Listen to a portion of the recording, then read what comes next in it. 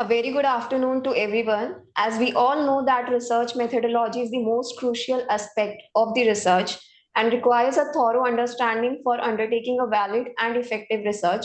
So today we are starting with a series of research methodology which will enable the beginners to learn about the field of research as well as the current researchers to raise the caliber of prospective research projects. So with this, I would like to welcome all the participants in the today's series of webinar on research methodology.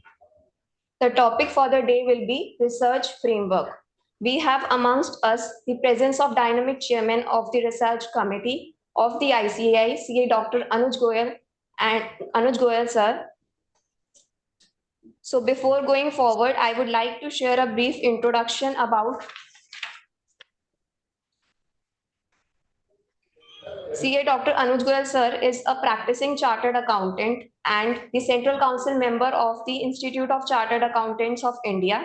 He has made significant contributions to the profession with his extraordinary tenure of 17 years in the Central Council, 3 years in the Regional Council, and 6 years in the branch, including chairman of the Central Indian Regional Council, chairman of various ICAI central committees, and member of the editorial board, and so on. So he is even self-motivated, enthusiastic, and a hard-working person who has proved to be a great source of motivation specifically for the youth.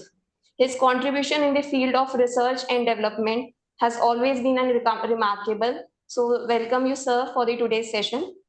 Now I would request, sir, to please address the participants. Thank you very much. I'm really very happy that the research committee is having very, very prominent girls, the women power, the way they are contributing. I think something really, really great. And we are having this very, very important series of webinars on the research methodology, and we are having, of course, very, very dynamic secretary, Dr. Amit Agrawal ji, and Neha Bansal ji, and her entire team of the chartered accountants, led by mostly the girls CAs, who are contributing in a great way as far as the research work is concerned. And all our honorable delegates, all our honorable members present with us in this webinar. We are having Kothai Srinivas sir, honorable vice chairman of the research committee, and we are having the faculty, Dr. Susmita Mukhopadhyay ji, who is the professor of the management school of the IIT Kharagpur. And friends, we are very well aware that the Institute of Chartered Accountants of India, which is the largest accounting body of the world, is producing the best accounting professionals, not only in our country, but practically across the globe. So through this research committee, which is the oldest technical committee of the Institute of Chartered Accountants of India, we are trying our level best to see that how we can really do something very, very concrete for the cause of the profession, for the cause of the members, and for the cause of the society and nation in turn. And friends, as rightly remarked by one of the renowned researchers, David Sarnoff, that research is the distance between an idea and its realization. This shows the importance of research as a tool for building knowledge and facilitating learning by realizing the potential ideas.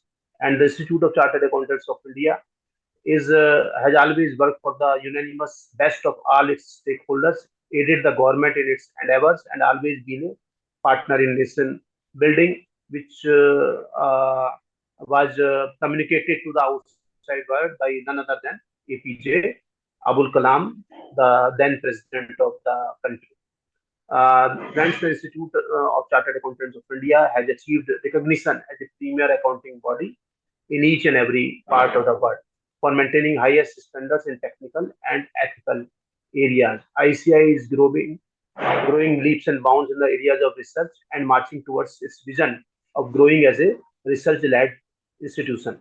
And the research committee, as I already communicated is the old technical committee of the Institute of Chartered Accountants of India, set up way back in 1955 with a view to undertake research activities to improve the quality of services rendered by our profession.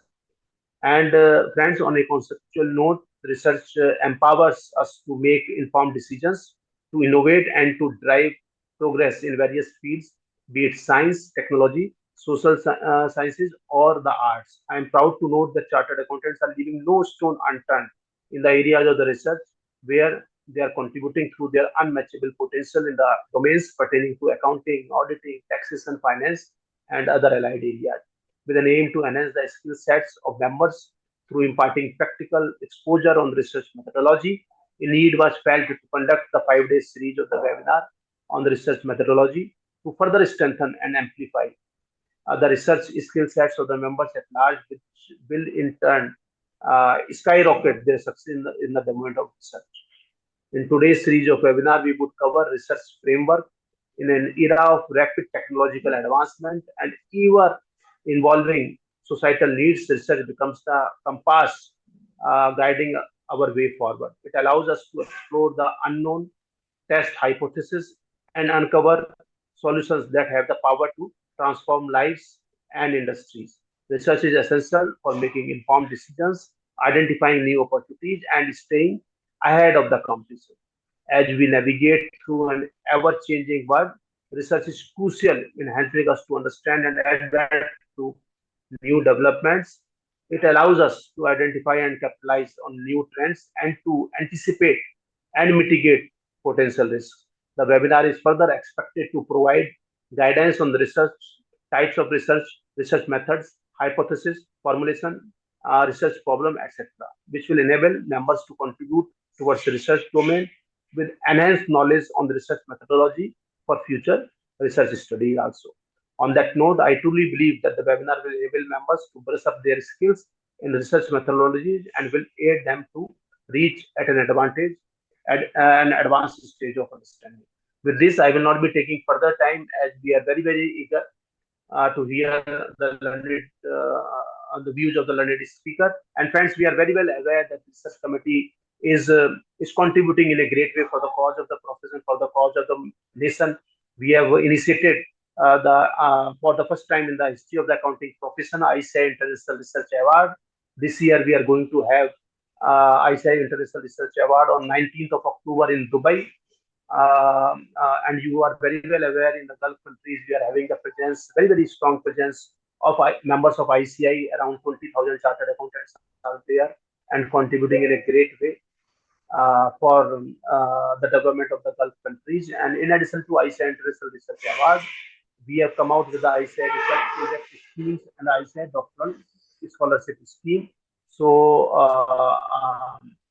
we are trying our level best to see that how we can really do something very, very concrete, not only for the cause of the profession, but also for the cause of the nation. With this, I once again welcome all our honorable delegates, our honorable speaker, and our honorable resource person, which is very, very prominent from IIT Kharagpur, and our two girls who are contributing in a great way for the cause of the research in the research committee in the ICAI. Thank you very much. Thank you, sir, for your valuable words. Now I would request our eminent speaker, who is a great source of knowledge, Dr. Sushmita Mukhopadhyay ji. And about her, I just wanted to give a brief. She is an associate professor of organizational behavior and HRM in the Vinod Gupta School of Management, IIT Kharagpur. Her academic qualification possess PhD in organizational behavior from ISI Kolkata and MSc in applied psychology.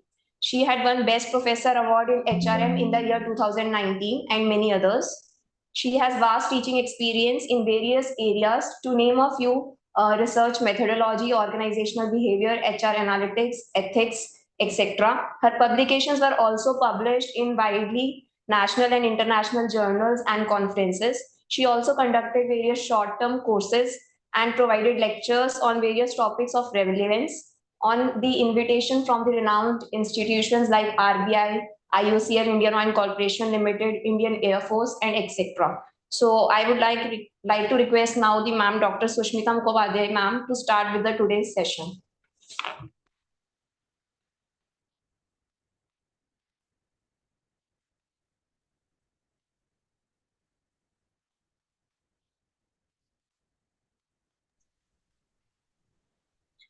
Good afternoon to all of you. I hope you can hear me. All of you can hear me? Yes, ma'am, it is audible. Okay. Thanks, Dr. Goel and the team from ICI for inviting me. And thanks for that nice introduction that you have given about me.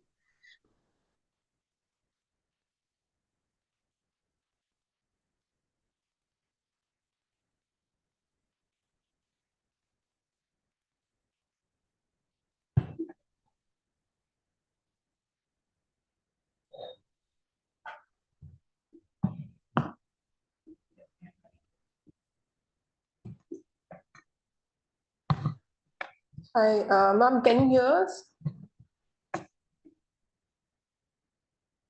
I think there is some technical glitch at the end of the. We're just checking it.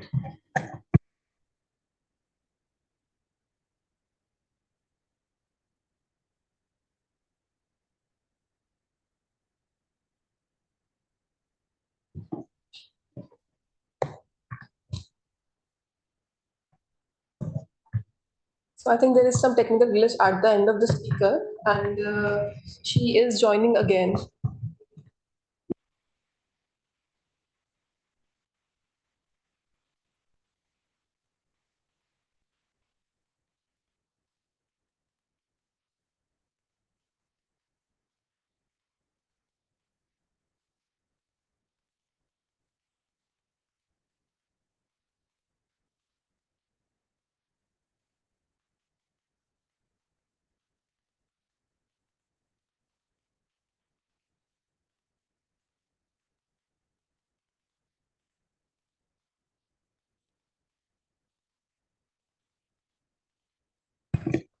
So meanwhile, the ma'am join, let me just tell to all the participants the detailed topic we will be covering in today's webinar.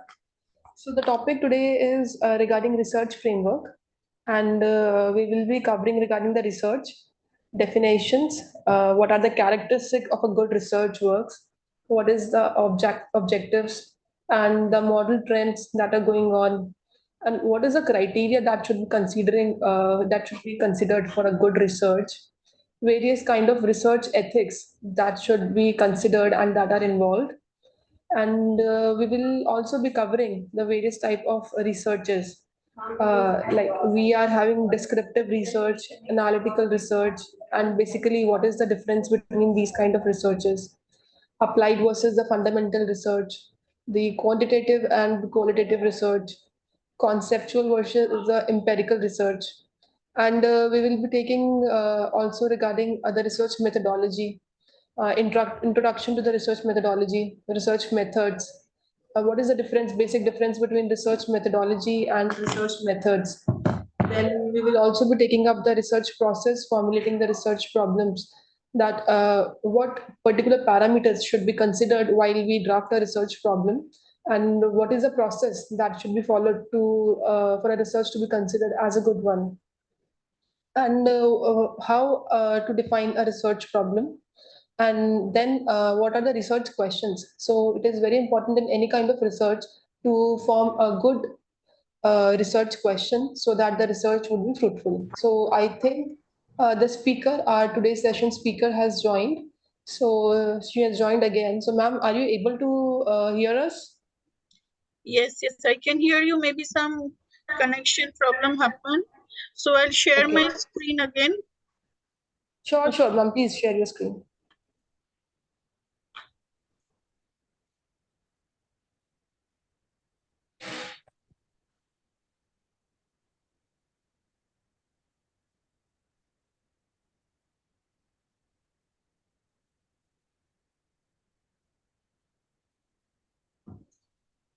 Ma'am, what we can also do is like we can share screen at our end and you can take up the slides. Would that be good to go? No, actually I made some changes. Let me see whether I can do it. Sure, sure. Okay, okay. Is it okay? Can you see? Yes, it is quite visible. So I'll move now straightly to the topic now. So the topic given today for me in discussion is research framework. So I'll try to speak something on, and the time is still 4:55, I think. So it's a huge topic, but still I'll try to do justice wherever possible, and try to adjust the timings according to the queries that you are having. But I'll try to move you through the journey of what is research, what are the different types of research, what is research methodology, research framework, what could be research questions.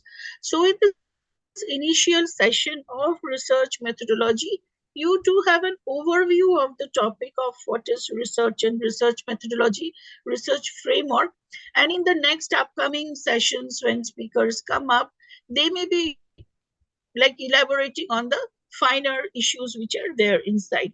So we'll start with what is research, its definition, characteristics, objectives, the models, criteria of a good research, and very importantly, the research ethics.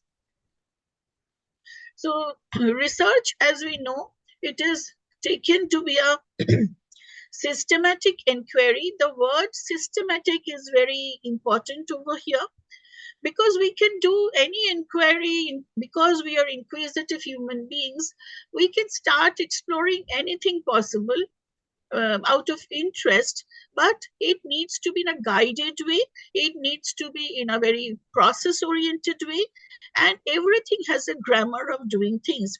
That's why research, if you see the word research, it is the word search is embedded in the word research. So we can search for anything, everything, anywhere, everywhere, at any point of time.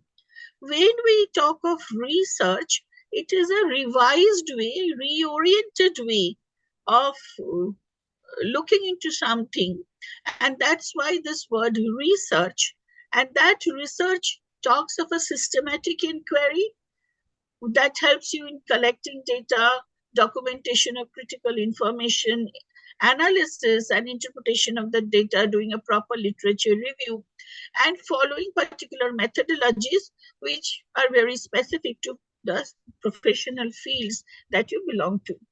And it is also a very organized process, step-by-step process of investigation. And each step has a feed-forward mechanism to the next step. So if we want to do research on something, on a particular area, for a particular area, it is very important for a researcher to think in a holistic way. It is very important that the researcher thinks in a holistic way before embarking into the journey of research from start to end. It is not a discrete process. Like today you think like I'll do research on a particular topic, then you think what will be the problem, and next day you may find out what could be the methodology, and then suddenly you collect certain data, and then you think of what analysis to be done. No, it is not done in that way. The research journey is a very planned journey, well planned, from where you can see from the start to the end. Yes, there will be some changes, modifications as you move ahead, but also that is like ingrained in the process of journey, which we do as a part of pilot study. So that's why it is told to be research is a very systematic and organized process of investigation, a study undertaken for any purpose. It could be for gaining new knowledge, it could be building on the old knowledge, it could be like from transforming from like a theoretical knowledge to a product. It could be about launching a product in the market. It could be about anything, but the process need to be very systematic process and a well organized process. So we'll talk about the characteristics to a certain extent, which is, as we No, it is a systematic approach to capture accurate data. Ethics and codes of conduct are very important, very ingrained part of research, because you will be collecting data from someone about something, and you need to see like you are not encroaching into the privacy of the person. You need to see, be very careful about you are not using the data for any other purpose which is not the purpose of your research, and how you are collecting the data, what is the purpose that you're using for, what is the methodology, means the methods of collecting data. If you're doing a particular experiment on certain things, then you cannot just like if you suppose you want to study the effect of AIDS on a person suffering from AIDS on family well-being. So you just cannot get hold of some healthy person and give them the injection so that they get AIDS, and then you tell like what is their effect on the family well-being. No, that cannot be done. That is beyond research ethics. So practice of ethics, whatever field of research that you are working on, is a very integral part of doing research. And as researchers, we need to understand the ethics of collecting data, interpreting the data, and the usage of the information that we'll be dealing with. Analysis of the data is also very important. It is based on your logical reasoning and involves both inductive and deductive methods. We can work with real-time data. In-depth analysis is very important of all the data collected.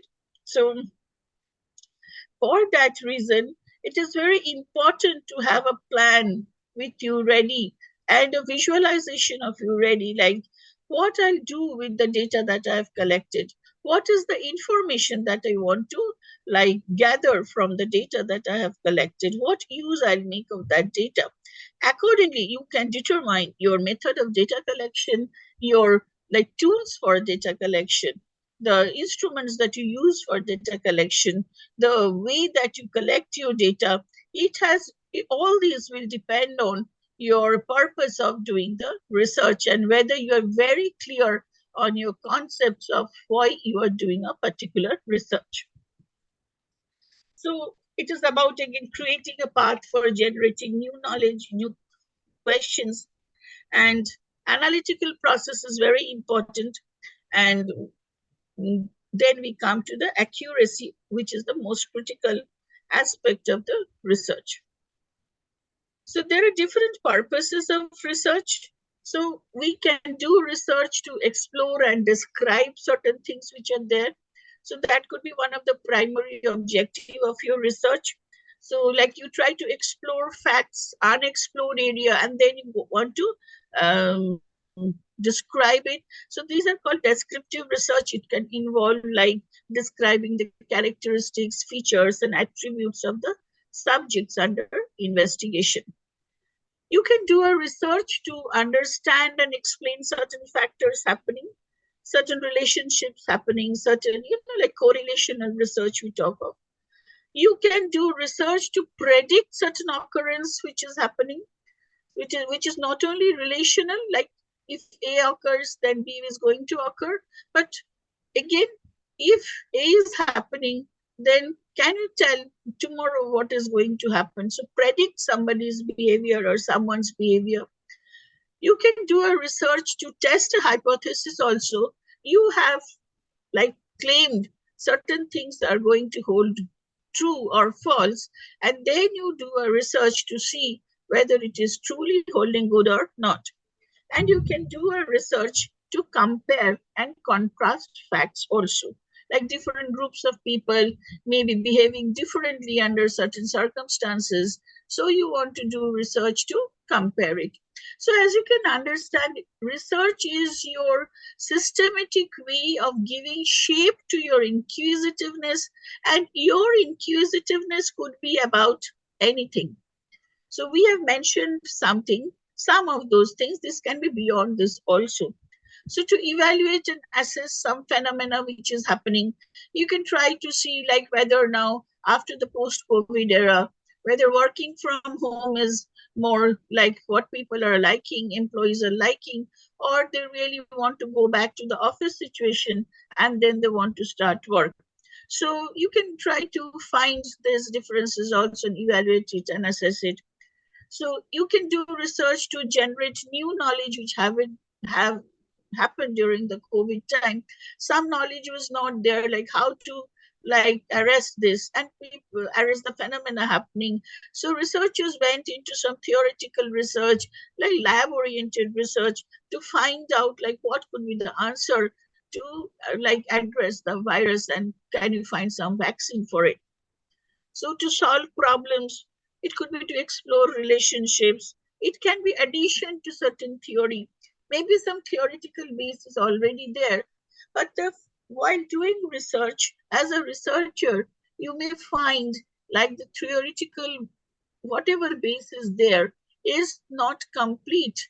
And because with the progression of time, with behaviors happening in different way, the theory itself needs to be revisited, needs to be redefined in a certain way. And you may work on building on that theory. So you can do research for decision making. So to provide insights about to people before they go on taking certain decisions. You can see marketing research where people get to understand whether to buy product A or to buy product B. So what they do before they go for decision making, obviously they would do some background research to find out which product to go for. So that is to help in decision making. And research can also be to like preserve the knowledge which like we find in history, culture, archaeology, heritage, museology. So these are where you have a rich heritage which maybe people have started forgetting and they're not preserving. So you can do a research for preservation of traditional knowledge, old knowledge also. Accordingly, we can divide research into many types. First is what we talk of based on the discipline. It could be multidisciplinary research, interdisciplinary research, and transdisciplinary research, which all talks of collaboration across different fields to tackle complex problems. This is a very important field to be looked about by you, like the people who are maybe standing at, like you come from a basic discipline and you've done your chartered accountancy, so maybe you're already into like you have had a general education in certain background and you have taken up this profession, so professional degree, so you already are exposed to multidisciplines.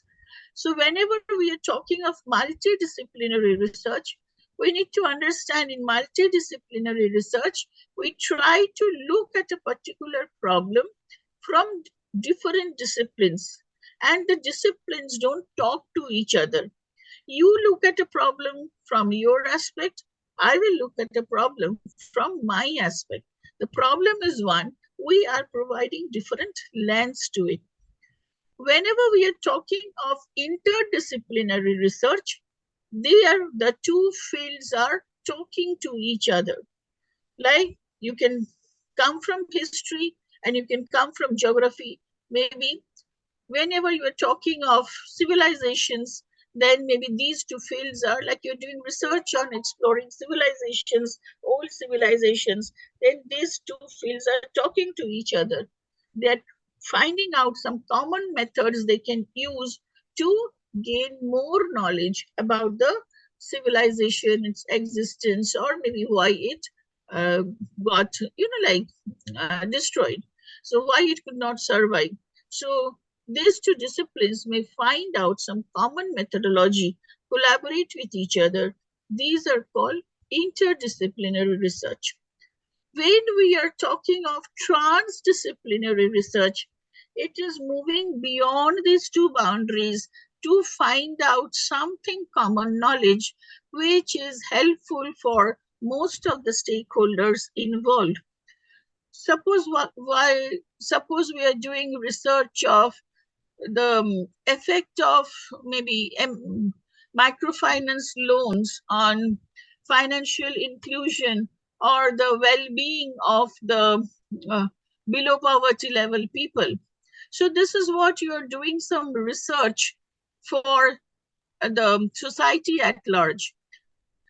So here you'll find 2-3 stakeholders involved. Maybe your finance discipline is involved, management psychology discipline is involved, sociology discipline is involved, economics discipline is involved. But all of them are coming together to transcend their boundaries of knowledge, to work towards a problem which is bigger problem, a bigger canvas, a bigger picture, and they want to address that issue. So that is a transdisciplinary research. Whenever we are talking now for sustainable development goals and research is guided towards that, all the disciplines are coming together with their best possible methods and trying to find out a new methodology which they can work for to address certain of these, like problems which are there, the goals of SDGs. So these are transdisciplinary research where we transcend the boundaries and learn from each other and try to find out a methodology which can be worked for, a hybrid of methodology which can be worked for addressing certain problems. Then we have data-driven research, AI and machine learning, sustainability, climate research, as you've already told, digital transformations, social sciences, ethical responsibilities, global collaboration. These are some examples that we have jotted down, but it could be, again, much beyond these things also. When we talk of mixed method research, I'm just pointing towards the important points. It is like when we talk of methodology of doing a research, it can be a qualitative methods, like where you are more theoretical based, concept based, or it can be a quantitative method while you are like more based on collecting like data with questionnaires, with analyzing it with and finding out numbers for it, and with those numbers you're trying to interpret facts. So those two researches can be combined together. So there is always a debate between whether we go for a qualitative research and whether we go for a quantitative research, because each has its own advantage and each has its own disadvantage also. So what is best is to use a mixed method research, because that gives the completeness to your research methodology. While you are in the initial exploration stage, you can go for the qualitative research to find the unknown facts which are hidden, the phenomena which is hidden, and you can explore that to find out the constructs that you'll be working on. And then you translate those constructs into measurable pointers, and about that you next collect your data, which is to validate the constructs that you have found from your qualitative research. And again, when you interpret the data, you need to go back to the background, you need to go back to the field and the specialties of the field, the nuances of the field, to explain whatever you have observed, because statistics by itself is only numbers. It is the prudence of the researcher, how he or she explains the facts. Interpretation is very important. And for interpretation, your theoretical background, your conceptual background, your field knowledge, which you get from qualitative data, these are of immense help in interpreting facts. Otherwise, statistics will only give you numbers which are going to tell you significant or not significant, which is a fact happening or significant or not happening, and or not significant. But it is, as a researcher, it is very important for us to answer the question, if something is happening, why that thing is happening? If something is not happening, then why that thing is not happening? And interpretation is the strength of the researcher, which is based on the field knowledge that you gather from your qualitative research. So we have this mixed reality and virtual reality, action research, ethnography, AI-powered literature review.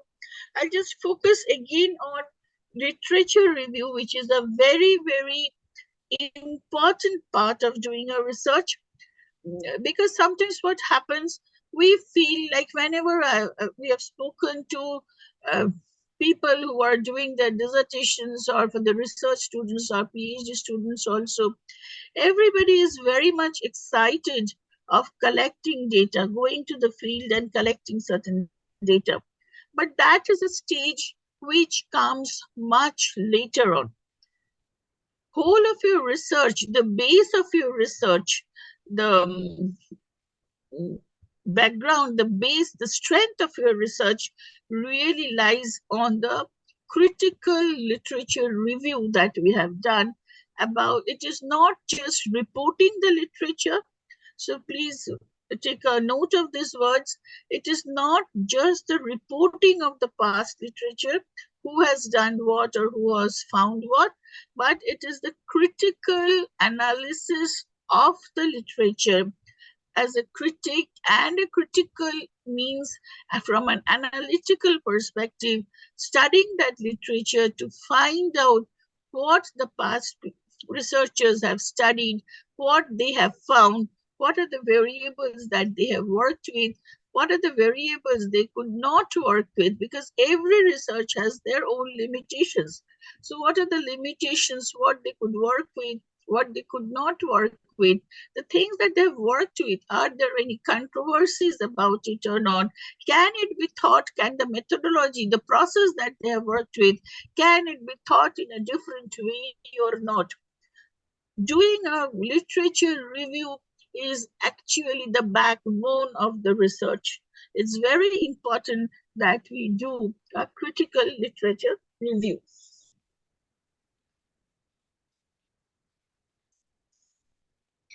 So when we talk of, like, again, the criteria of a good research, how do you define what is a good research?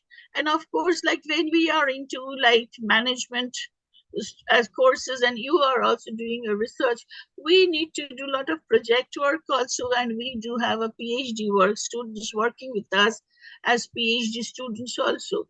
So what differentiates between a project work that you do, and which is maybe at the BBA or MBA level, and what is that which is a research work, which qualifies to be a PhD work? The first important is very, very important, which is the research should address a pertinent question or problem. Because we understand research is an investment of your time, investment of your intellect, investment of your money, or those of us who are doing with scholarship, it's people's money, government's money coming through, like people paying that money for. So it's very important, like in ISA, we were given strict, clear instructions, like whatever research you are doing should be addressing a problem which is that of social relevance, and you are trying to solve a issue for that. You're trying to solve a problem which is a critical problem of social relevance. So as a researcher, it is very important that we strive to find out solutions for problems which are pertinent questions or problems. So if you're doing that, clarity of purpose is very important, like why we are doing a particular research, why I should embark into this painstaking journey of doing a research. Because research brings with itself, it is a journey which develops us, which strengthens us, which helps us to learn, relearn, unlearn many things in life, which makes us strong as a person, which gives one thing, which helps us to learn is perseverance, how to deal with frustrations. It is a journey. So, and there will be ups and downs. You'll always not get what the result that you feel is desirable. you go to the field, maybe you'll find some other things, some other findings coming out. So it is a journey that we need to like move ahead with. So for that, the clarity of purpose should be very important. And that clarity, here we have talked about the alignment with the question itself, like the research question. But as a person, like it is, again, you can tell it's my personal experience, which talks of clarity of purpose of doing a research. Why, as a researcher, you want to do a research? What is the purpose of doing a research for you as a person should be very, very clear to you from the start itself, because that will help you to choose the nature of problem, the depth of the problem, the complexity of the problem that you are working for. Because research is a intrinsically motivating journey.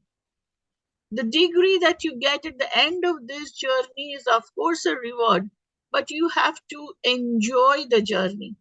And for that, the clarity of purpose of the research, not only as per the research question, but as a researcher, why you want to do a research, what value addition it is going to do to your life as a person, that question, the answer to that question should be very, very clear to you. Whenever people come to me, maybe for doing research, my PhD students, this is the first question I ask them. Why you want to embark in this journey? Is it to get a better job? Is it to rediscover yourself? Is it to, know something new? Is it to contribute? So what is that, why you are doing this research? So again, with that clarity of purpose, maybe we'll find what are the associated things coming are quality. Then, of course, the methodological rigor, the depth of the research that you have done through the way that you have written your methodology. Maybe a very complex thing that you have done, but it is your acumen. It is the researcher's art of writing that research in such a lucid way, with mentioning every depth of the points done, so that others can replicate that research if they want to do it. Any person who is a person who is not an expert, by studying the methodology written, if they want to replicate that research, can do it. It has to be written in such a depth and with such degree of simplicity. You may have done very complex thing at the back end, but when you reproduce it to the person, to your the readers, to your beneficiaries, it should be having a very smooth flow of a storytelling type. So the methodological rigor, the validity of the research, it should be valid and reliable. Ethical considerations I've already told. Transparency, everything should be well documented. Clear communication, and importance, you need to cite the references that you've used for. And as I've already told, we started with relevance. So it's very, very important, your research that you are doing should be having some real world applications. So we can tell there are different types of research, and the things that I was telling till now can be summarized in this way. You can do a passion-driven research or a purpose-driven research. You can do to find out or to develop certain product, or you can do a research to find out how something works or why it works in that way. So you can do a structured research and development, or you can do autonomous research. You can do basic research. You can do translational research, which is where you try to develop the prototype of the product. You can do traditional researches, you can do non-traditional researches also, like trying to work with something, with some problem which people have not yet thought of, not yet thought like it is important, or maybe not yet explored. It could be multidisciplinary, interdisciplinary, or transdisciplinary research. Accordingly, you see on the right-hand side of the slide what's written are the different layers of investigation. These are very important because when you're talking of clarity of purpose, these are the things that we are like brainstorming on. What are the types of research that you're going to do? And what are the layers of investigation that you are looking into? Because each layer of investigation will have different kinds of methodologies, different degrees of precisions to be followed. So blue, or like it will determine whether it will be like qualitative research or a quantitative research, or a experimental research, which is lab-based research, or a field-based research, survey research. So the layer of investigation where you want to fix your research determines the next steps, which are the methodologies to be followed. So when we talk of blue sky research, it is from no knowledge to knowledge. So something about which no knowledge exists at present, and you want to get certain knowledge about it. So these are more about like lab-based research, or this kind could be, like feel like qualitative research, also exploratory research, where maybe some the ways of living of the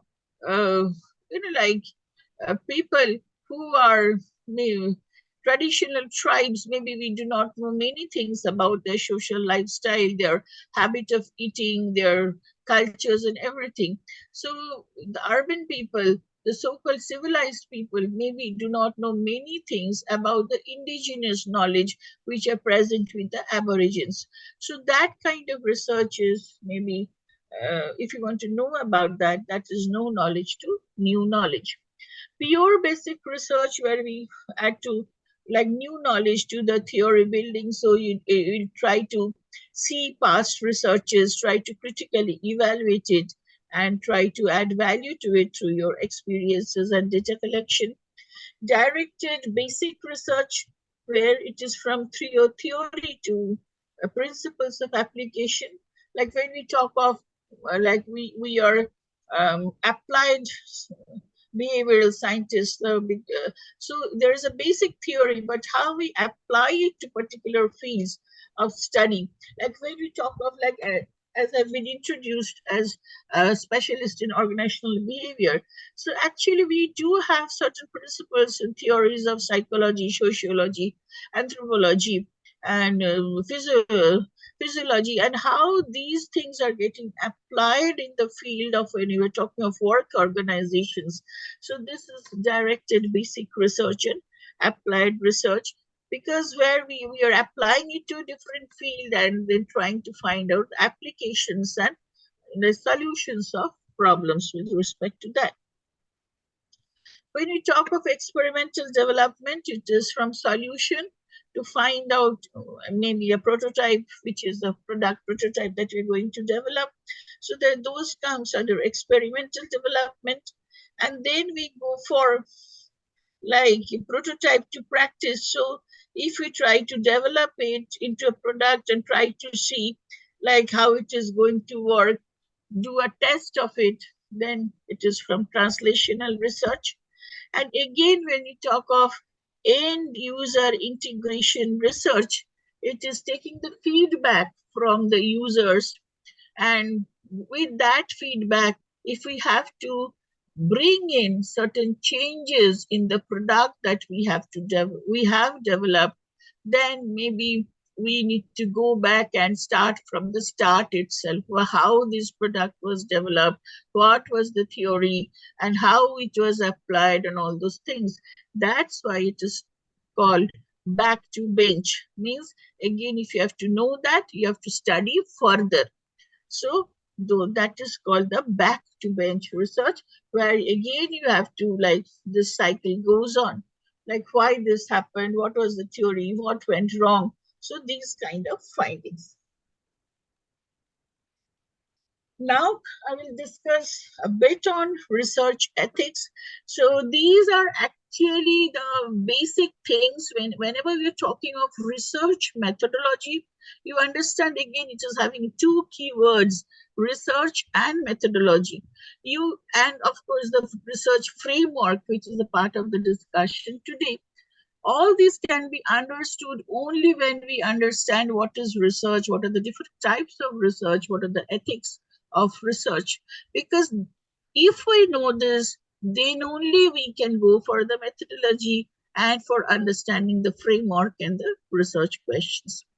So whenever we are talking of research ethics, so that ethics revolves around all the steps of doing research, from the problem conceptualization to the data collection to the analysis.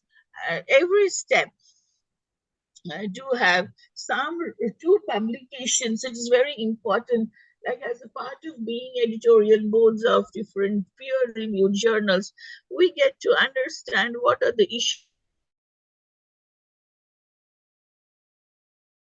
what you understand by research ethics of publication. Those are very important ethics to be followed. And as reviewers also, we need to declare, like, what is our stake in the research that we are reviewing. Any of the authors are known to us or not? Like, have I been funded by any of the universities whose research I am reviewing or not? So all these kind of very, very crucial questions we need to answer before we start reviewing even a paper, because it shows our transparency. It tries to understand our conflict of interest with the papers that we are reviewing and giving our feedback on. So research ethics is a very, very important part, intertwined with every steps of doing research. So we'll discuss some of them over here. There are, again, more to it. So first is, of course, informed consent, where participants' voluntary agreement is taken. Confidentiality of the research, where we're talking of safeguarding the privacy of the data. We need to minimize the harm, as I told you, like reducing potential harm and providing support. So we cannot deceive any people in the name of doing research. We cannot discriminate between people, specifically in kinds of social research. Research is doing with, as we told, like the microfinance research, where some benefits are given, livelihood benefits are given to a set of people. So we, in the name of understanding, like whether these finances are like improving the life of people or not, we cannot do a research design where we give benefits to someone and we do not give benefits to our next set of people who are having similar socioeconomic condition, in the name of experimental group and control group, because they may come back with the question to you, like, why I have been deprived of this benefit, what wrong I have done, so that I see my neighbor getting some benefits from you and I have not been included in your good book to get the benefits. So then we just cannot tell them, like, okay, this is for the purpose of research and I have selected them in the experimental group and that's why they have got the benefits, and you are a part of the control group, so that you are excluded from getting this benefits. So, and as a, like, you do not realize, as a result of this, what you have added is discrimination, which is not ethical. So fair treatment and your research design should be done in such a way like it is a fair treatment for the people on whom you are like studying certain phenomena. Honesty and integrity is very important. Data integrity is important. So beneficence, as we told, like your research should try to benefit people and not harm anyone. So your conduct, your way of speaking, the way of addressing people, the way that you are, sometimes you do action research, sometimes as a research method you follow participatory rural appraisal. So the way that you get yourself involved in the research process is very important, and it should follow ethical and legal guidelines. So now for researchers, it is very important that we get like ethical clearance of the research board, research ethics committee, in case of social research, in case of medical research, in case of finance research, whatever kind of research that you're doing, tends to, like, it examines your research proposal and gives you a ethical clearance to make to ensure like unethical practices are not followed in the course of doing the research or in the like methodology that you have adopted. So avoiding plagiarism, I've already told. Conflict of interest is very important. Usage of animal in terms of animal welfare and harm to the animals, then social responsibility and respect for autonomy of the people. Like if your people from whom you are collecting data, if they do not want to be your subject, you cannot force them to give data to you. So that is respect for the autonomy of the people. So these have been in a nutshell, as I told you, like what are the different types of what are the different aspects of research, characteristics of research, objectives of a good research, and research ethics. So is there any question at this juncture, or should I move ahead? Is there any question from the audience at this juncture, or should I move ahead? To be questions to be taken at the end?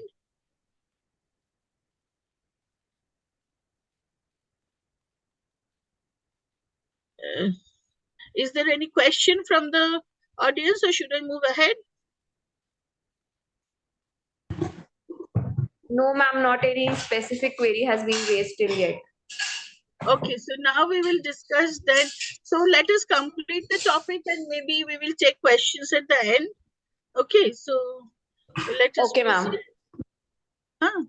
So this now when you have understood what are the different what is research and what a good research looks like, now I will show you some of the classifications of research in terms of descriptive and analytical research, applied and fundamental research, quantitative and qualitative research, conceptual and empirical research. Again, this discussion is important because each of these will have different methodologies to be followed. So when we talk of descriptive research, so it is a type of research which describes like a population, situation, or phenomena that you are going to study. So it is more about answering WH questions, which we talk of reflective questions, where you are reflecting on certain phenomena happening and trying to find out answer to it with a proper understanding of the situation. So it is like how it is, what is happening, why it is happening, when it is happening, where it is happening, these kind of questions. So in those kind of situation, it is what I'm going to study. So you have to describe also your problem. So those were whatever talks about answering how, what, when, and where questions. So these are your descriptive research. So whenever we are talking about analytical research, it is the where you go about understanding, like go depth to it, find out why things are happening. Okay, and you study it in depth. You try to go to the field, collect data with your questionnaires, see different groups of people working on something. So where you try to find out a cause-effect relationship. If something is happening, why it is happening, what is the reason for it, and what is the outcome for it. So if you, the difference is in descriptive research, you observe something happening.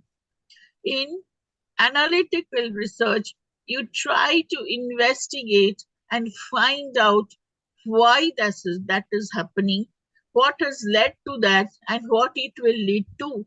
So you try to dissect that observation, the situations that you're observing, and try to find like answers to those questions.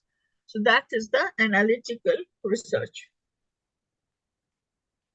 Again, you have applied versus fundamental research. So as we told, applied research is to find out solutions to everyday problems. And, like you have a basic research done on a particular field, and those theories, those concepts, when you use to solve problems of everyday life, when you use those theories to, like in a particular field, so to get an outcome which is, like has a usage, and there are beneficiaries of it, so that becomes an applied research. Like you can find examples over here, like treat or cure a specific disease, like improve the energy efficiency of offices. So you'll find of homes and offices and modes of transportation. So you may be having basic discipline theories, and when you apply it on a particular in a particular setup on something, so that the outcome is beneficial for the people or the entities in that setup, and you're going to address certain problems, so that becomes an applied research. When we talk of fundamental research, it is driven by scientists' curiosity or, like interest in scientific questions. So it is about expanding the theoretical base, expanding on it, but it may not have a purpose at that point of time. You may not be doing it because you want to use it on certain products, but you are doing it because you want to add value add to the theoretical domain. So these are like questions, very basic questions, like if you want to explore about some philosophical thoughts, like as you can see, how the universe began, how the solar system was formed, how Earth was born. So these kind of questions where you find these are, like basic fundamental research questions. So whether you will apply it or not at present doesn't matter. But again, what you are looking for is the, like you are building on a theoretical base, you are answering for a theoretical base. Conceptual research, again, research is you are trying to redefine the definition given in such a way. When you talk of conceptual research, it is linking different concepts together, finding out the linking between facts, which in your, like the layman's eye, may not be linked with each other, but because you have a researcher's acumen and a researcher's eye, you may find out the link between different phenomena, and that is called a conceptual research. Things are already existing.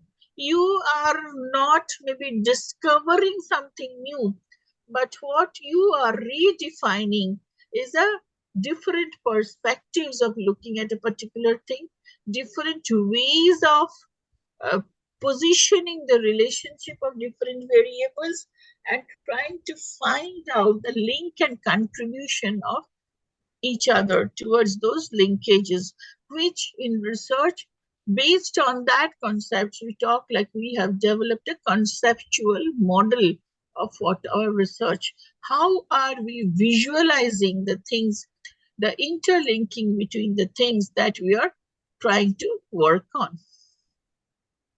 So when we talk of empirical research, it is where we are talking of taking scientific data collection, which can be, like done in a qualitative or on qualitative or quantitative way. So it is when we talk of evidence-based research, which can be done in a lab situation or not in a lab situation, in which there is an experimental group, and when there is a control group, that becomes specifically an experimental research. But whenever we are talking of empirical research, is where we, in conceptual research, we conceptualize something. In empirical research, we go to the field, we go to the situation, we go to the people about whom we have conceptualized something, to collect data from them, to validate our concepts. So that is the empirical research. Next, as we have told, like we have different types of research, and based on those different types of research that you will be moving forward to, each of the research that you are going to do, it's a very important competency of the researcher is to talk with your research. It may sound funny to you, but every day, every night, every moment, you have to talk with your research. You have to communicate with your research. And the research itself is going to give you a feedback on maybe the type of methodology it requires, type of framework it requires, type of method of data collection and analysis it requires, so that it is able to give you the best possible answer that you are searching for through your research problem. So you need to, like, we need to communicate with our research. We need to, it's like a friend. We need to discuss with it. We need to ask itself, like, if we are going to do this, like, what would be the best method? What would be, you have to, like, establish the dialogue with your research. And the research, if you can strike the correct chord, is going to give you the feedback on what it wants, the methods, the methodology to be followed, which gives you the best answer. Moving forward, again, we'll talk about research methodology. And in this section, we are going to discuss on introduction and research methods, but as compared to research methodology, because these are two terms where people get more confused about, that when we talk of research methods and research methodology, research framework. So here we are going to address those points. So when we talk of research methodology, it is the systematic and structured approach used in the process of conducting research. So you can see it sounds similar to your, whenever you have described what is research. Research is also a systematic approach. So research methodology is also a very systematic and structured approach used in conducting the research. It is like a blueprint that guides the researchers through the various stages of their investigation and helping them to collect data, analyze data, answer the research questions, or solve the problems. So in whatever field of research that we are doing, doesn't matter which is the field that we are doing, what we understand, grasp on research methodology is very, very important to understand, like that the research that you are producing is strong in its reliability, validity, and credibility also. So as you can see, like there are different steps of research methodology, and these we need to follow, these we need to really work on before we also tell our students, like before you jump into the field of doing the research, it is very, very important to have a very good homework done. And research methodology is the homework that we do before we start our journey with research. So, and the steps involved in research methodology are identification of the research problem, literature review, creation of hypothesis and objectives, selection of the study design, determination of sample design, accumulation of the research from data from the research sample, examination of collected data, development of research proposal. So actually what happens when we talk of some, maybe those of you, I understand like this session is for PhD aspirants from your field.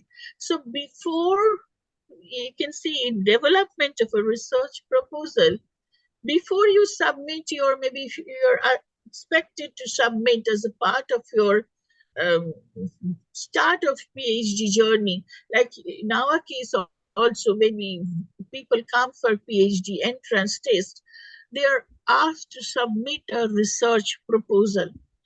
It's 4 or 5 pages of document. But that writing the document is very important. And these are the steps which needs to be there to understand the clarity of your thought process, how you are visualizing the problem, and what are the ways that you are finding that you can address the problem with, and what are your expected solutions and implications of your research. And then you go on writing the research proposal. So this methodology is also same like when you're talking of writing even your PhD report, means one is your proposal and other is your thesis report. There also, when you talk of writing this report, it also has specific steps to be followed.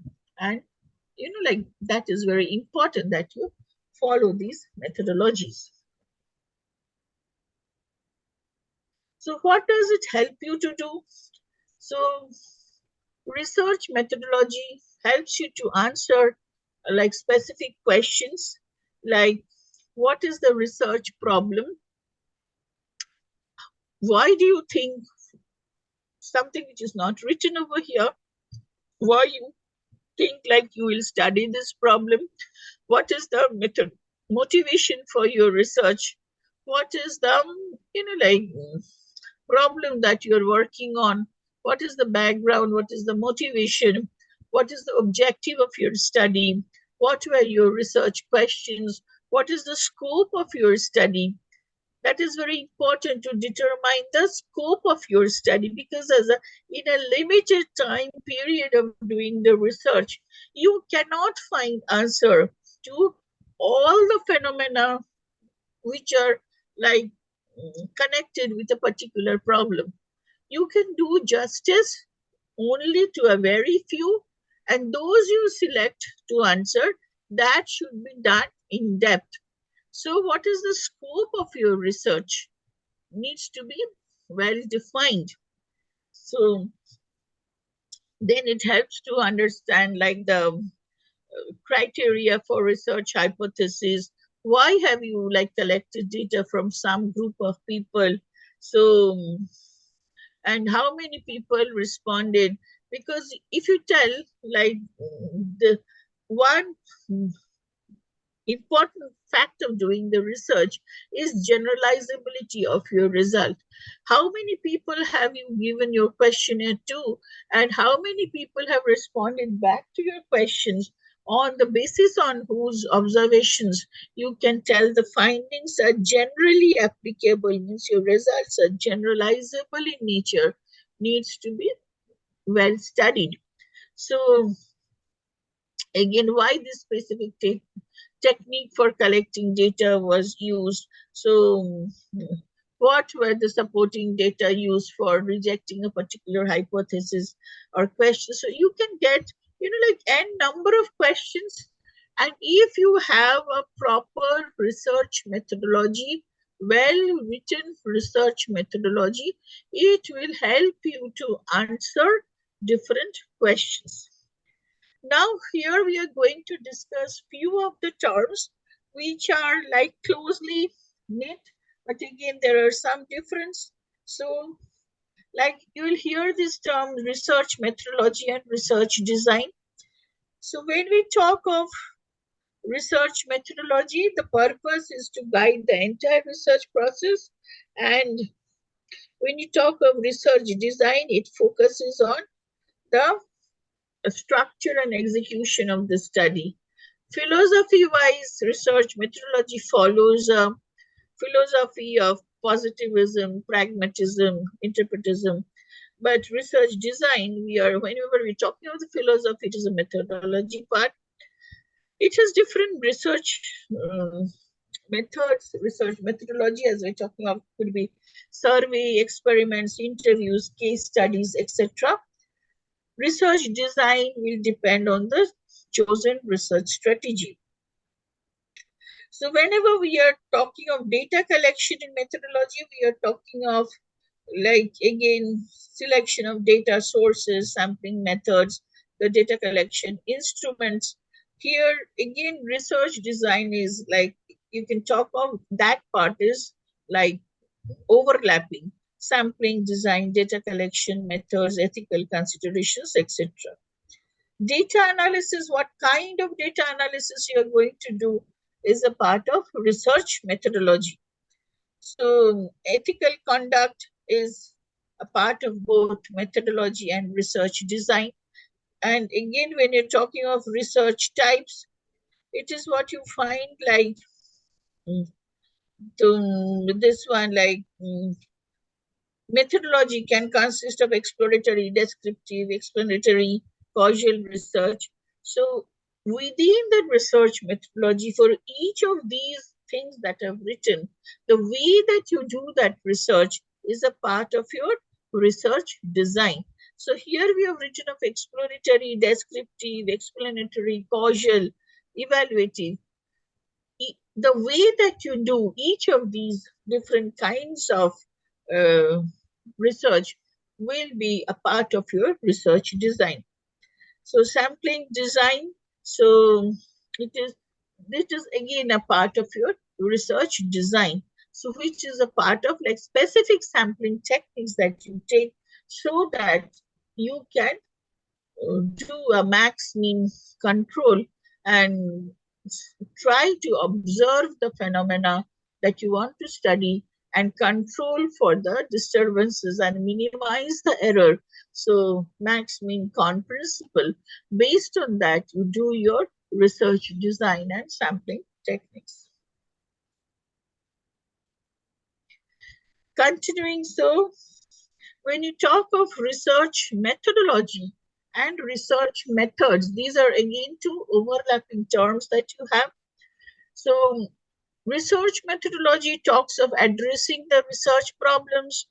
Research method, it talks of the researcher, the methods researcher used to conduct the research.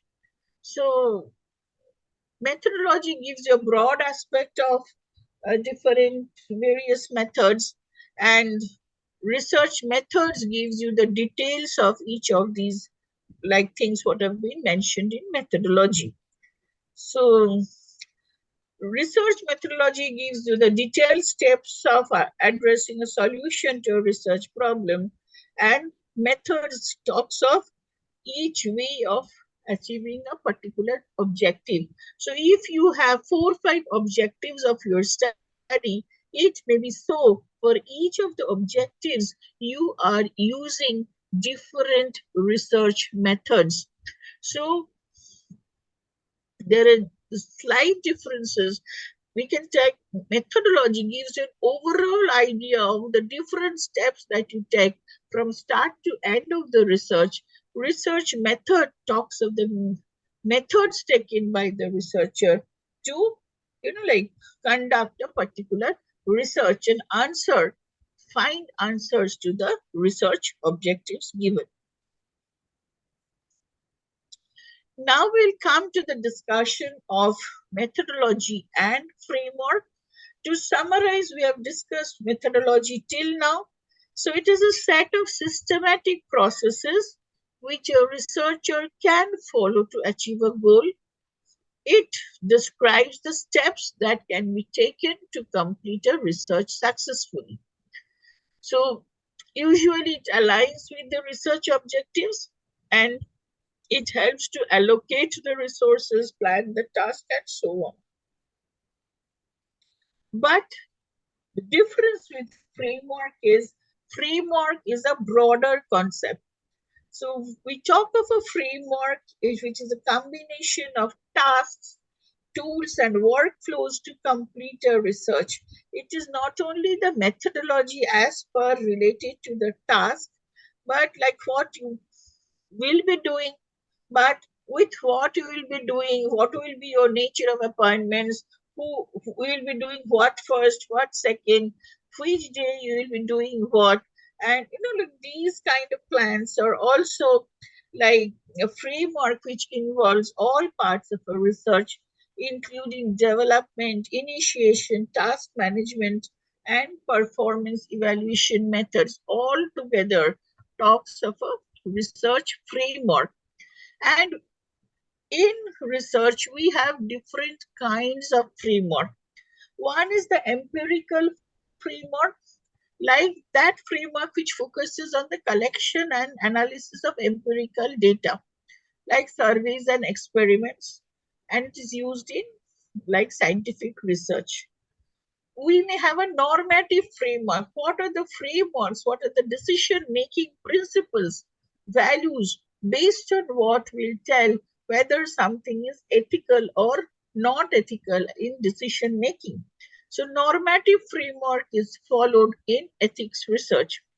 Explanatory framework, which talks of the underlying mechanism of a particular, why some particular behavior is happening. We use it in terms of psychology or social sciences. And analytical framework is the one of the most important analytical framework that we have is called the LAMP framework, which tells us the logic of doing particular analysis, what analysis we are doing, what tools you are using, and what is the how you're processing the data and what answer you're expecting from it. So analytical framework is another important framework. Research also do have a theoretical framework and a conceptual framework. So whenever we are talking of theoretical framework, so it is a framework as we have, that's why we do literature review, is to study the set of concepts, theories, ideas, assumptions, which serves as a foundation for understanding a particular phenomena or problem. So, and these are the broad frameworks. Now, there are different kinds of theoretical frameworks. So, theoretical framework talks of the different theories which are guiding any particular behavior which is happening. When we talk of conceptual framework, it is within the theoretical framework, but here it tries to visualize, draw a flow diagram, understand the connectivity between the different variables that we are going to study, what causes what and what is the outcome, what is the intervening variable, who is the moderating variable, what is the mediating effect, do you have moderated mediation effect, do you have a sequential mediation. All these kind of conceptualization of the variables and constructs, interplay of the variables, so that they are leading to a particular phenomena that you are studying, that is called conceptual framework. So it is a framework that defines the key concepts and relations between them. It helps to provide a theoretical foundation for a study or research project, because the conceptual framework is very, very important for you to formulate your hypothesis. Until and unless you to have a clarity of vision of what your conceptual model will look like, you cannot write your hypothesis. So it's very important to get a clarity of your conceptual framework. So, and this is again, like where you study more literature, you get to see what others have worked on, you revisit the theorization, the different groups of theories that you have, you try to see your ways of understanding the problem, and then maybe you'll find you introduce some variables, maybe some variables you introduce, but later on you feel maybe these are required, not required. You redefine, and then maybe you again try to have a relook into it. So this stage goes on in a researcher's life. You may do an initial pilot study to find also the way that you felt like the variables are working together. Are they truly working in that way or not? Is the cause effect, as I told, is okay, or there are other hidden variables which I have not focused on, and those needs to be introduced into my conceptual model so that I can study this phenomena in a much better way. So one good example of this, as we tell of, like we generally tell, like in summers people are suffering from maybe cough and cold and flu and all those factors. So what, but you may get evidence from the field where you may think of, you may see like in summers, maybe that may not be directly related to your cough, cold and flu, but what may be indirectly related, because of the heat, you take ice cream, and because of that ice cream, maybe you catch cold. So that is a mediating factor. The ice cream is mediating in between, which establishes a relationship between the summer and you catching cold or having fever. So these kind of conceptualization relationship depends on how to what depth you understand your field, whether your concepts are clear, whether you are a good observer of facts or not, and whether you have studied phenomena well, so that you can find out the relationship between these variables. So then we have deductive framework, which starts with a general theory and then use data to test and refine it. So, which is used in quantitative research, or you can be having an inductive framework, which starts with small data, and then you go on building on that data to arrive at a generalization, general findings, which is generally used in a qualitative research. So you can have these two kind of frameworks also. Now, what are the different components of a theoretical framework? As I told you, the concept is very important. So these concepts are the building blocks of theoretical framework, which is your abstract ideas or generalizations. You are having variables, means the measurable and observable aspects of a concept. So because variables are the units which you are going to manipulate or measure to test your hypothesis, there are certain assumptions that you need to make before you can do the study. So they form the starting point of doing the research. After that, you have hypothesis. Because you have your concepts cleared, then you have tested your variables, you understand the relationship of the variables, then you go to develop your hypothesis, which are testable predictions that are derived from theoretical framework. So hypothesis will help you to collect data, because you are collecting data either to prove your hypothesis or to negate your hypothesis. Constructs are again concepts which cannot be directly measured, but which can be observed from variables. So they help to understand complex phenomena.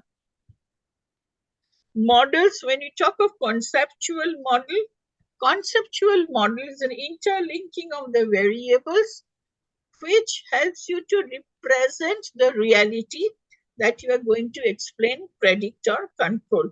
So until and unless that model becomes very clear in front of your eyes, so like progressing with the research may become risky for you.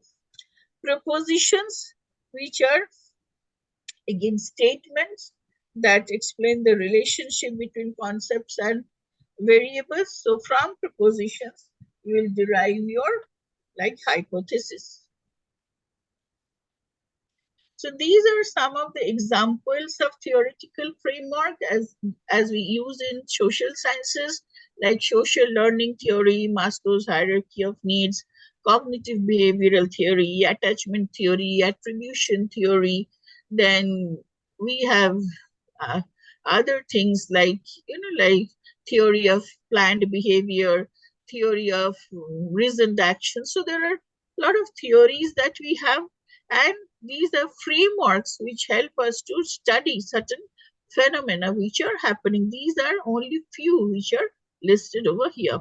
So in other disciplines also, you will be having frameworks which are theoretical frameworks which will be guiding the concepts that you are looking for or you want to study. When you have understood all these things, means research, criteria of a good research, types of research, research methodology that you are going to follow, research framework that you are going to undertake, now that you are ready for stepping into the journey of research through a research process. And these are some of the steps, like formulating the research problem, defining the research problem, and defining the research questions. And if you see, like these are the whole steps of the research process, starting with defining the research problem.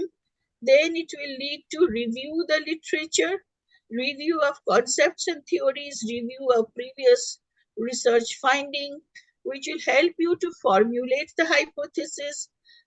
The way that you have formulated the hypothesis will help you to design the research.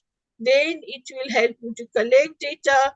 And the way that you collect data, you're going to analyze the data. Data is going to give you a feedback on the whether you need to collect more data or otherwise. So you'll find a loop over here. An analysis of data, we will get an interpretation and report. And each of the stages you'll find there is a feedback given. And this is again a feed forward loop where you find the way that you design your research, the sample design will help you to test your hypothesis, understand what is the experimental group, what is the control group, what are the ways that you have taken, why people have responded in this way, whether the research variable that you have chosen have actually been showing the result, or there could be other variables which you have not controlled or studied, which have intervened, and that's why you are having this mixed kind of findings. So you'll find a feed forward loop over here also. So this whole thing you'll find is called the research process. And whenever you are talking of research methodology, for each of these, you have to answer the question, how I'm going to define the research problem, how do I understand what is my research problem, how I develop concepts and theories, how I review. There are different ways of doing literature review itself. This is a whole lecture itself, like when we talk of like how you do a literature review, there is various systematic ways of doing literature review itself. How do you formulate your hypothesis? How do you design your research? So each of these, when you go on asking the question, how, in what way, what will be the steps, what you get the answer for is your research methodology. So this is again what we call the research onion, which is again one of the research methodology models that you can talk of. So when we talk of, see, and this is the outer core, which is like, which talks of the philosophy which is guiding your research. If you remember in methodology, we talked of the philosophy. Then what is your approach to the theory development? Then what is your methodological choice? Different kinds of methods. Then what are the different strategies that you take? What is the time horizon that you take? And what are the techniques and process of followed and of data collection? So this we call the research onion, representing research methodology, because as you peel off each of the layers of the onion, so this is also like the different layers of onion, where you start with your philosophy and maybe towards the core when we talk of data collection and data analysis. So what we understand is, when you, before you reach here, you have to come through all these layers, which will be leading to this. And what you do over here is also connected to each of these research, because these are going to guide you what will be the data collection and data analysis methods that you are going to take.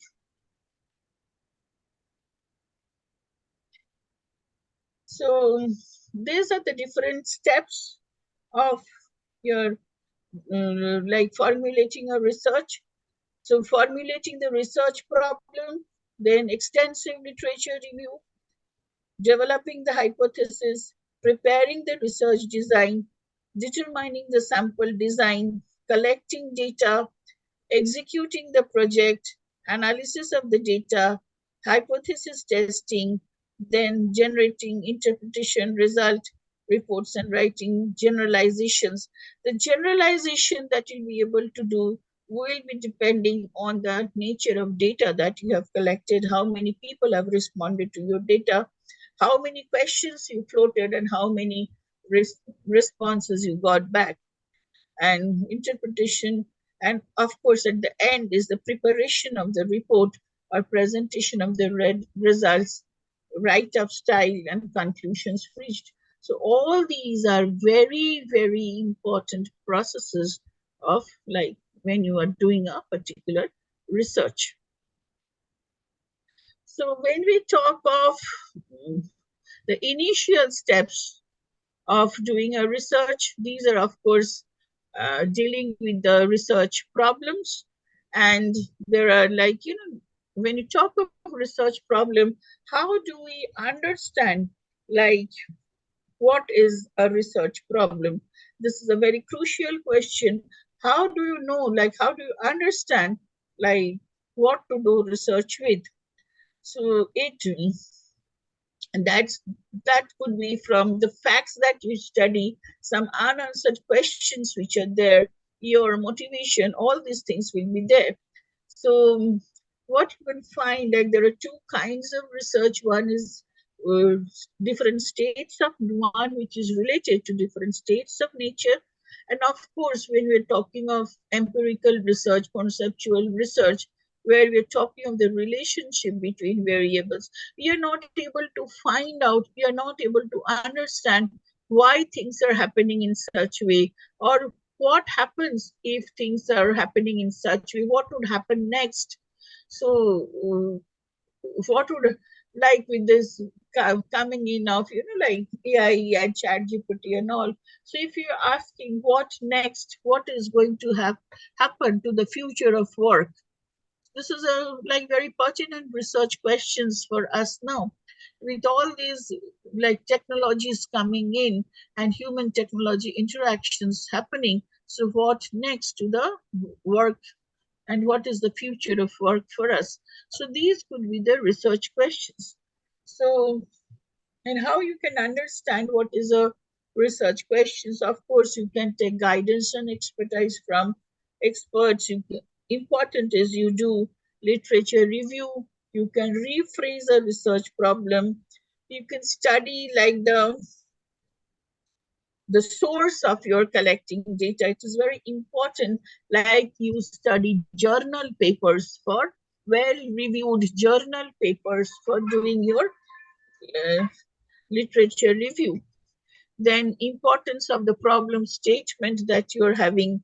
So clearly define the problem statements and like redefine the problem, look at it from different perspectives before you to get a focus on your research. So it is very important. It's not that you remain happy just after formulating your research problem once. You need to have a reiterate your research problem, discuss and rediscuss again to find out whether you are working on the correct line of thought or not. So again, like identify the gaps and opportunities which are present. Defining the scope of research is very important. As I've already told, you cannot in one research find answer to every problem present with a particular phenomena. You can at the best answer one or two in depth. So defining the scope of research is very important. And then formulate a clear specific research problem, set objectives, and assess the feasibility of doing the research. So there is a term when we discuss at length in research problems, formulation is the parsimony of research. The time, money, resources that we use, that we invest for finding answer to a research problem. So whether it is realistically achievable or not, whether it is there in your competency, whether it is there in your, like the type of resources that you have, whether the problem that you have thought of is achievable or not. So that talks of the feasibility of the research. So what you do is, again, identify the variables, key variables to be investigated. So understand the significance of your research, why it is important. You have to review, redefine, and those you can do only after you have done your pilot study and if you have done your literature review well. So seek feedback from others, write the problem statement, and what could be the study design and methodology, and always be open to revision. So this is a very, very important, like quality of a researcher. We should be open to learn from anywhere, anyone at any point of time, and we should be open to revision of the initial ideas that we have thought of. So this is a very, very important quality of the researchers. Now, there are certain qualities of the research questions. So research questions should be unambiguous in nature and clearly defined. So clear and specific research questions. As we told, it should be relevant. The research questions should be relevant to the research problem. This is very important for not only for the research questions, but when you design your questionnaires also, you get answer for the question that you ask people. You ask something thinking you will get certain answers, but if you have not asked the correct question, you do not get the correct answer. So it is very important to write a proper research question. And also while you are doing your questionnaire designs, it is very, very important how to formulate the questionnaire, the items of the questionnaire, because if you're not asking the correct question, you do not get the correct answer. So research questions again should not be too broad so that people forget what you're asking about. It should be concise and precise to the point. So it should not be complex and like very flowery language. All these things needs to be avoided. Okay, it should be measurable in nature. So, and it can be answered with data. So there should be feasibility of answering your question. And like it should be practically possible. If I ask you the question like, how would you feel after your death? So how do I answer this question? I have not died yet. So that kind of question, you need to understand whether you are, like asking a feasible question or not. And of course, the questions should be aligned with the research objectives. This comes under the ethics of research also. We should not be asking anything, or rather we should be avoiding asking anything, any question, any information which are not directly connected with the purpose of our research. So the research questions are very important and intricately connected with the research methodology that we follow. So different research methodology will require different kinds of research questions, like whether sometimes these are open-ended questions, close-ended questions, what kind of phenomena that we look for, what kind of questions that we ask for. It is important that we go with an open mind and we avoid assumptions. So it is like we should not assume something at the start to be happening. A researcher is required to go to the field as a tabula rasa with an open mind to accept facts as it is, as it happens, and then try to find out the relationships. They should not be guided by any stereotypes, any prejudice, to like make assumptions about certain facts which may be happening. So this is very important that assumptions should be avoided. So again, as we told, like questions could be open-ended or closed-ended based on the multiple choice questions or narrative questions based on the purpose of our research. Again, research questions could be exploratory or confirmatory in nature. If you're going to like exploratory aimed at finding out new information, or confirmatory when we talk of testing of hypotheses and theories. So we must go for other pilot testing because it ensures that the respondents are understanding the questions, and it gives you a first cut understanding of also whether the way that you have conceptualized the research, the way that the methodology or the methods are followed is correct or not. Or at this stage, before you jump into the bigger part of doing the research, any modifications, corrections are required or not. So the hierarchy of research questions.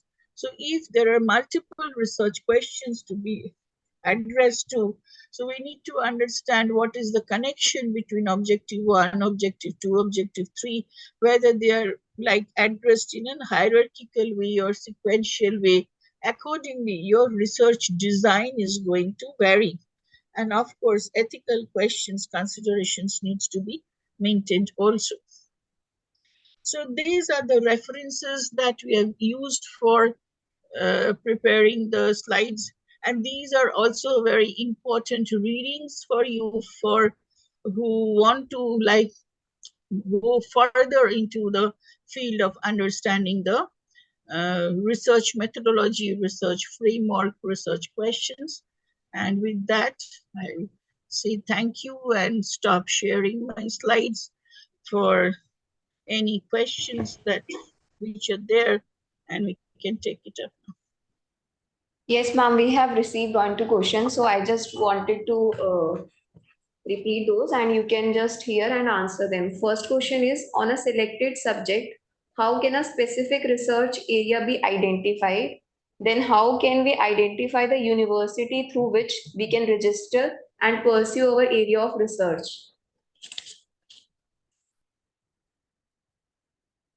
Is I am audible clearly?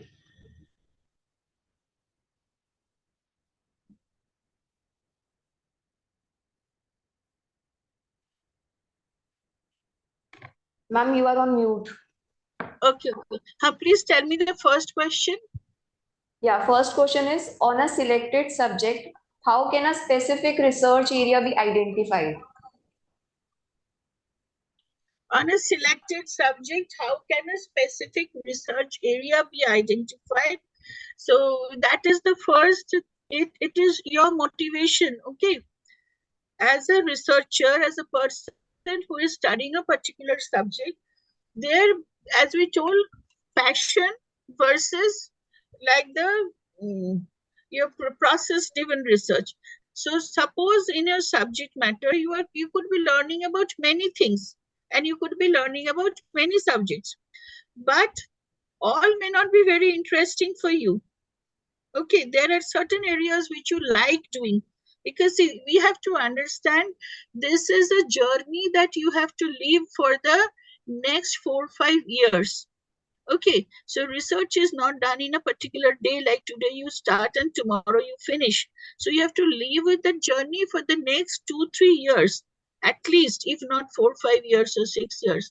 So until and unless you start loving the subject, that is very important. Until and unless you start loving the phenomena, the subject that you want to study, or you have special interest for something that you need to study. Some questions have been maybe there in your mind haunting you, but you want to find answer to that.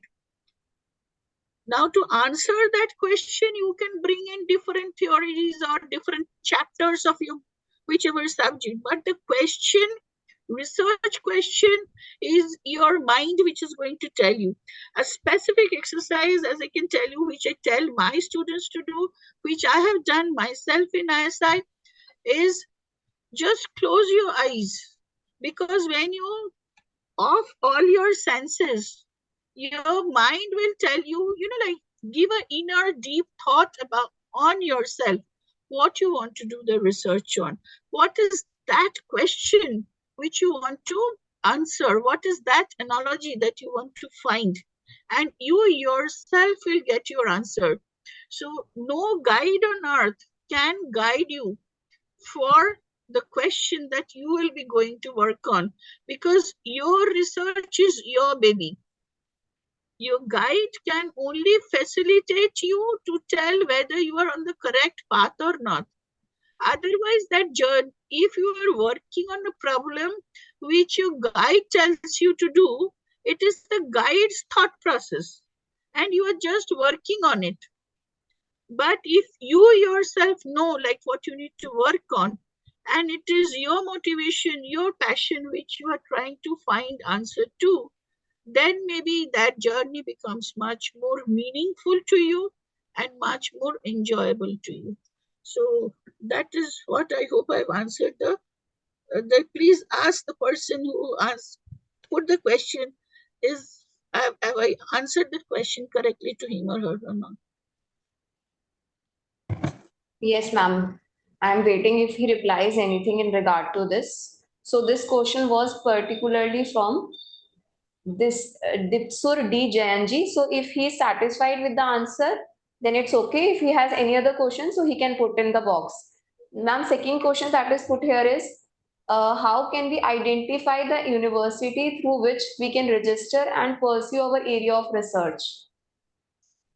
I think that is a strategic level question, which I think your ICI institute has to, maybe they are having some MOU with other universities or not, or if they can themselves get a degree. I think that is, I think, the best person to answer this question is your institute itself.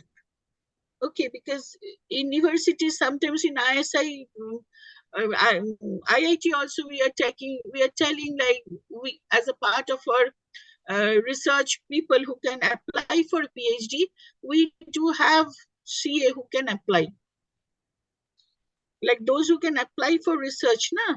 So we do have an opportunity for CA candidates who can apply. It is in discussion process also, but we're thinking about it. So whether it is finalized or not, again, you have to check with the authority. I think it is a strategic level questions which only the decision makers of your organization can tell you very clearly whether you do have MOU with other universities or not. If not, they are self, like, they do have the self jurisdiction of giving you the degree. Like universities, they give their degrees themselves. IIT give their degrees themselves. So they have that power to grant you that degree, or whether they are into a collaboration with other institutes which can grant them the degree. So I think your people, own people, they can answer this question much better than myself. Okay, but of course, when you are taking the journey, your institute has told you like you can do a PhD, so must be they're having some MOUs or plans about. So on this, I just wanted to reply that yes, ICI is having a number of MOUs with the university, so you can check for that. And if you wanted to apply for that particular university, so you can check the MOU whether ICI is having, and if it is there, you can enroll for that. Secondly, ma'am, you have answered very well that the university is having the MOU, so the CA can do the research and PhD from there. But what should a person should take into consideration while selecting the university? Which university he or she should go for? Again, maybe, see, if which university you should be going for depends on, it is again your own vision. Sometimes you may go for the brand, because people may want, I want to get a degree from a branded institute. That could be the passion guiding you. It could be the faculty member, I want to do research with this person, guides you to a particular institute, maybe which is not branded. Okay, so everybody have their own choice of institute. You cannot, and that is research. Okay, also, because what makes you need to do a research on which university you're going to choose based on your criteria of decision making. Is it the brand that you are looking for?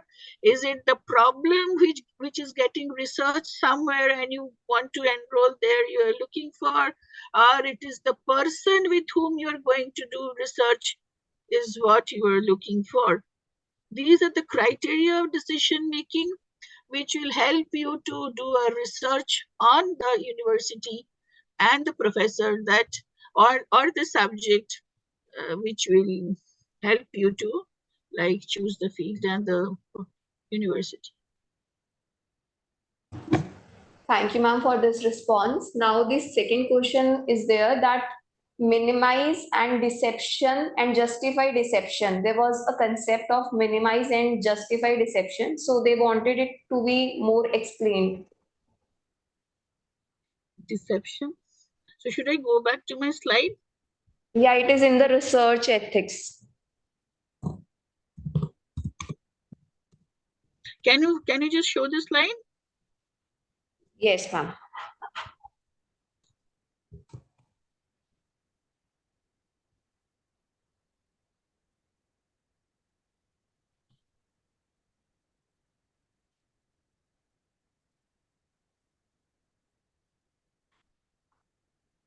Ma'am, is it visible?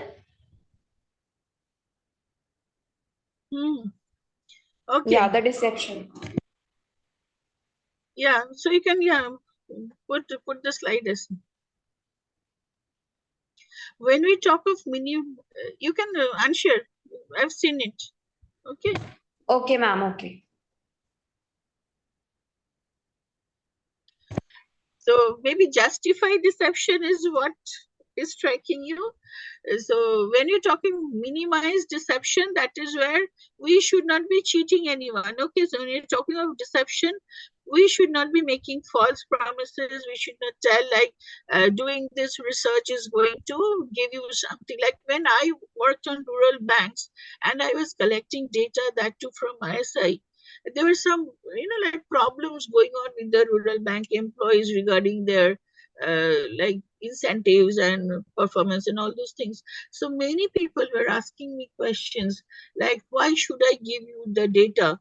What help is it going to be for us? Like you are collecting our views, like how should our life get changed, like by telling you about this phenomenon. Now if as a researcher I think like, okay, I have to collect data from so many people, why not I make some false promises and tell, okay, my research is going to change your lives, it is going to bring revolutions.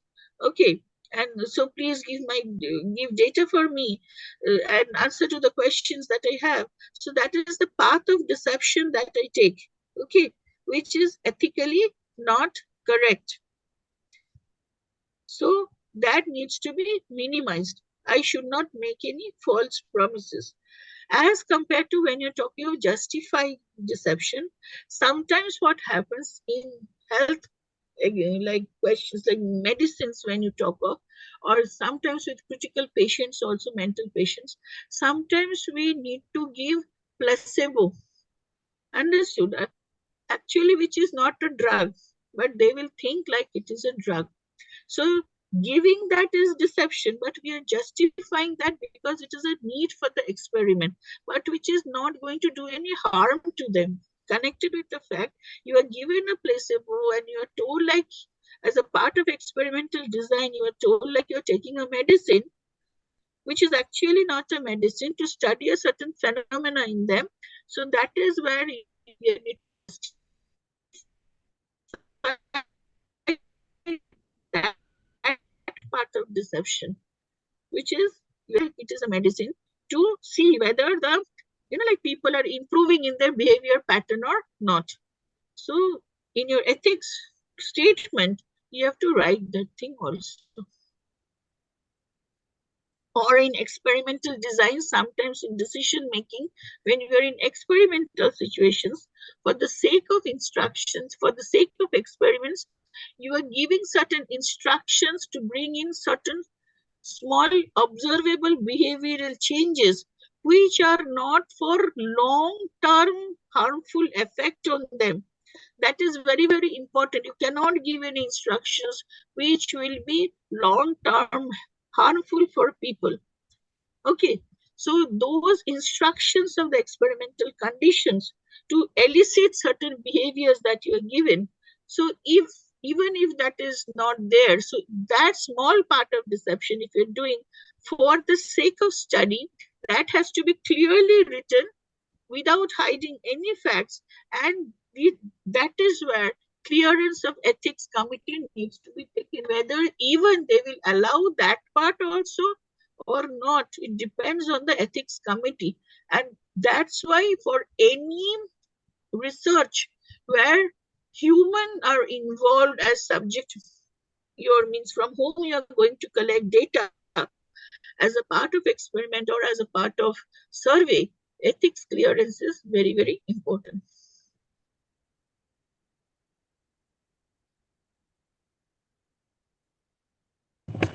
Okay, ma'am. So with this, we are over with the questions.